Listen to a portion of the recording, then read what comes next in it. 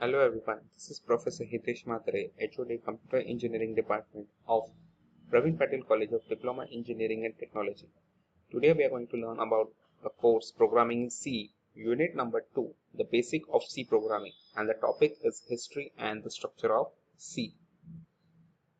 So starting with the history, C was developed at AT&T Bell Laboratories in 1972 by Dennis Ritchie. It was derived from the earlier language B, also known as the Basic Combined Programming Language or the BPCL. It added many features to the B that produced powerful and effective outputs. It was implemented using the Unix operating system. In 1978, Dennis Ritchie and Brian Kernighan published the first edition, the C programming. In 1983, the American National Standards Institute, that is NC, tried to provide a comprehensive definition to the C. In 1988, it completed the definition as ANSI C. In 1989, C89 and C90 were the first standardization specification for the C. In 1999, C99, the next revision was published with advanced data types. C11 standard added libraries like generic macros, anonymous structures, atomic operations, and multithreading. Then, embedded C included features like fixed point arithmetic, namespace address spaces, basic I/O hardware addressing. Next is the structure of a C program. For any programming language, this structure is followed. Like these are the structures that is to be included in every C program. The first part is the documentation, second is the link, third is the definition, fourth is a global declaration, and fifth is your main function, and sixth is a subprogram.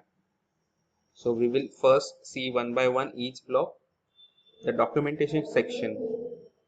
The documentation section is the part of a program where the programmer gives the details associated with the program. He usually gives the name of a program, the details of the author, and other details like the timing of coding and description. It gives anyone reading the code the overview of the code. This is the example. Now generally it is written in a comments. So like file name, that is demo program.c, author name, then the date, then the description, that is a program will display hello world, then no input needed. So this program does not require an input. So these are the description. So documentation section. So it is a good practice to use this documentation section. Most of the times we ignore this, but if you want to be a good programmer, you should follow this approach. Then the link section. Now this part of the code is used to declare all the header files that are used in the program. This leads to the compiler being told to link the header files to the system libraries.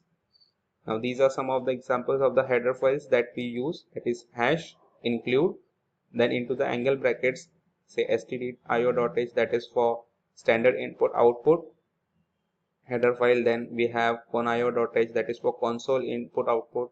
Then math.h if you are using the mathematical functions, string.h if you are using some string related functions. So all this header files are included in this link sections. Then the definition section. In this sections we define different constants.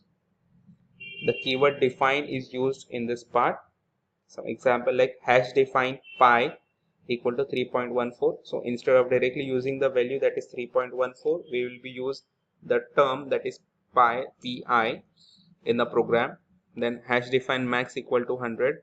So every time specifying the value 100. So instead of that we'll be using the word that is a max. Similarly for minimum, that is hash define min equal to 0.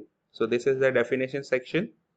So if you want some terms or some constant to be declared, you can define here. Then the global declaration section. This part of the code is the part where the global variables are declared. All the global variables are declared in this part. The user defined functions are also declared in this part of the code. So here we have a function that is area, so which will return a float value and also accept a float value.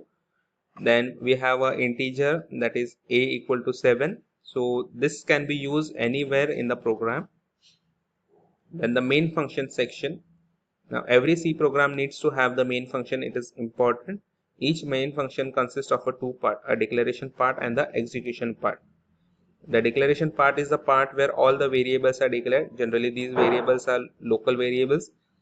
The execution part begins with the curly brackets and ends with the curly close bracket. Both the declaration and execution part are inside this curly braces. Here is an example. Here there are two examples. Here is an what we are writing as an integer main. So it does not accept any value, so void. Then here comes the declaration, that is integer a equal to 10. So this is declaration. The execution part, that is print, the displaying the value of a.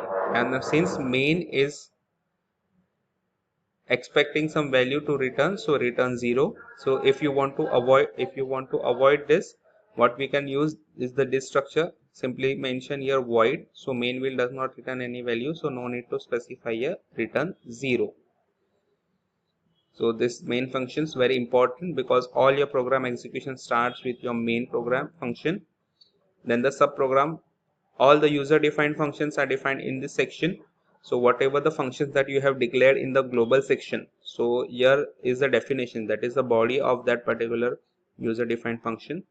As an example, like we have an addition function. So integer is a return type. So add integer a and b. So it will accept two values for adding. Then it will return the addition, that is a plus b. Here's an example combining all the structure together, starting with the documentation section. So here we can see the file name is area of circle.c, author name, date, description. A program is to calculate the area of circle, and user enters the radius. So this is the description that I have given in the documentation section. Then the link section, that is hash include stdio.h, since I'm using just this header file. Then the definition section, hash define pi 3.14. Then the global declaration function, user defined function, area, which will accept a value that is of type float, and it will return a value of type float. Then the main function, where it is accepting the value of radius, and then here it is passing the value of r to the area function, and then it will return 0. Then float, now this is the actual definition, that is a subprogram. So definition of your uh, user defined function. So it will return, that is pi I r square, that is pi into r. So it will return this value and it will be displayed.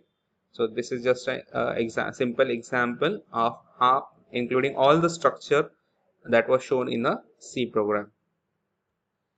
These are the links and books that I have referred for the content. Thank you.